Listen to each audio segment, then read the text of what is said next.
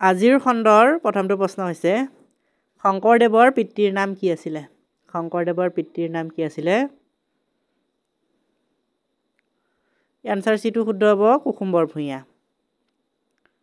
শংকৰদেৱৰ বাপেকৰ নাম বা দেউতাকৰ নাম আছিলে কুসুম্বৰ ভূঞা।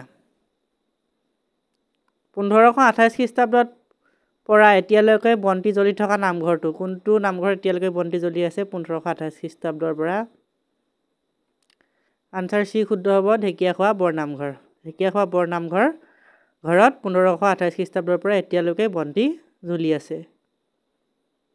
শংকৰদেৱৰ আইতাকৰ নাম কি আছিলে? আহি যোৱা প্ৰশ্ন হয় এডিআৰি 3rd গ্ৰেডত। শংকৰদেৱৰ আইতাকৰ নাম কি আছিলে? আনচাৰ ডি শুদ্ধ হ'ব খেৰসূতী। শংকৰদেৱৰ আইতাকৰ নাম আছিলে খেৰসূতী। আনচাৰ ডিটো শুদ্ধ হ'ব। ভূঞা শব্দৰ অৰ্থ কি? ভূঞা শব্দৰ অৰ্থ কি?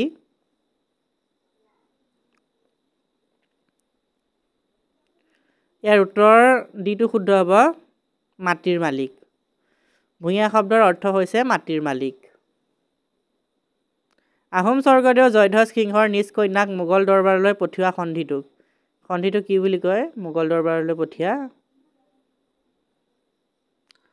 আনচাৰ বি শুদ্ধ হ'ব ঘিলাজাৰী সন্ধি। ঘিলাজাৰী সন্ধি বুলি কোৱা হয় আহোম স্বৰ্গদেউ জয়ধ্বজ সিংহই নিজ কন্যাক মোগল দৰবাৰলৈ পঠিওৱা সন্ধিটোক।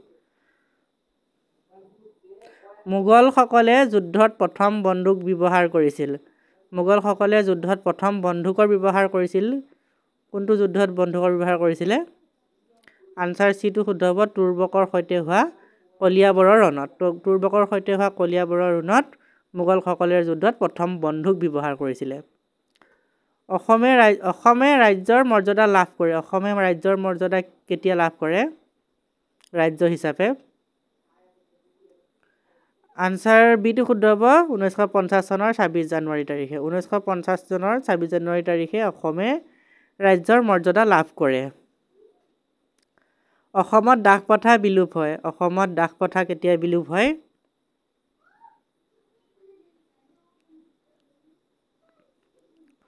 আনচাৰ বিটো শুদ্ধ হ'ব 1843 চনত। 1843 চনত দাস প্ৰথা বিলোপ হয় বা বিলুপ্তি ঘটে।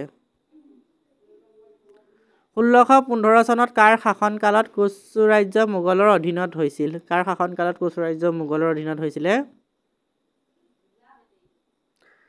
আনচাৰ চিটো শুদ্ধ হ'ব লক্ষ্মীনাৰায়ণৰ শাসনৰ কালত। লক্ষ্মীনাৰায়ণৰ শাসনৰ কালত কোচ ৰাজ্য মোগলৰ অধীন হৈছিল। দানৱ ৰাজ্যৰ প্ৰথম শাসক আছিল। দানৱ ৰাজ্যৰ প্ৰথমজন শাসক কোন আছিলে?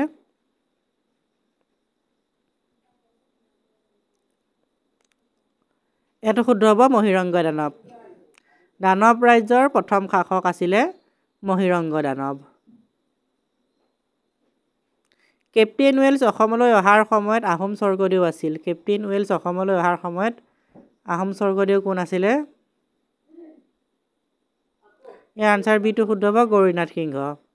কেপ্টেইন ৱেলছ অসমলৈ অহাৰ সময়ত আহোম স্বৰ্গদেউ আছিলে গৌৰীনাথ সিংহ। বামুণী কোঁৱৰ বুলি কাক জনা যায়? বামুণী কোঁৱৰ কাক জনা যায় বামুণী কোঁৱৰ বুলি? ইয়াৰ আনচাৰ চিটো শুদ্ধ হ'ব চুডাংফাক।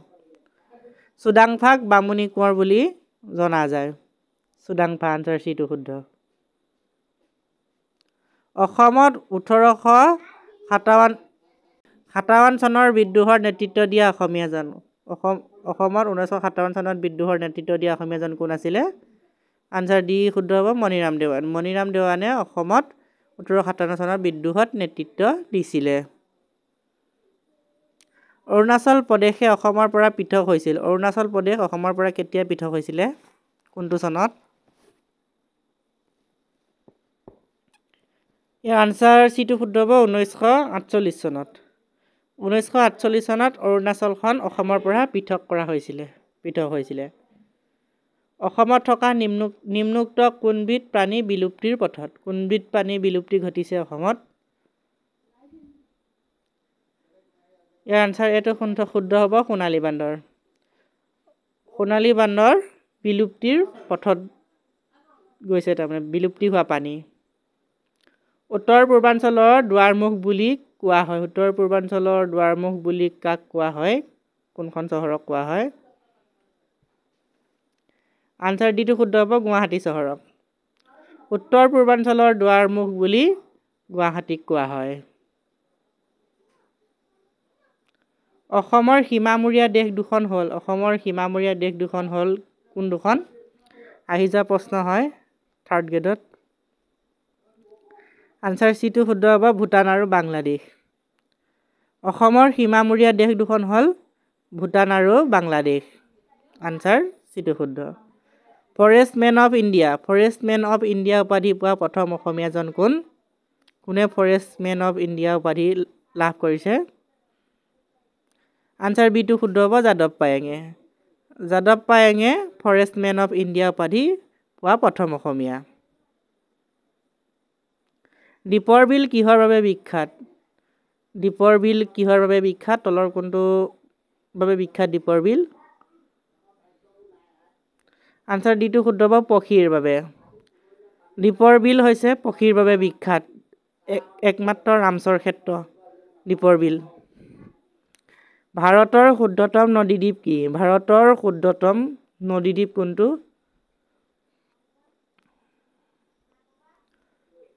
আনচাৰ বিটো শুদ্ধ হ'ব, উমানন্দ। ভাৰতৰ ক্ষুদ্ৰতম নদীদ্বীপটো হৈছে উমানন্দ, বৃহত্তমটো হৈছে মাজুলী।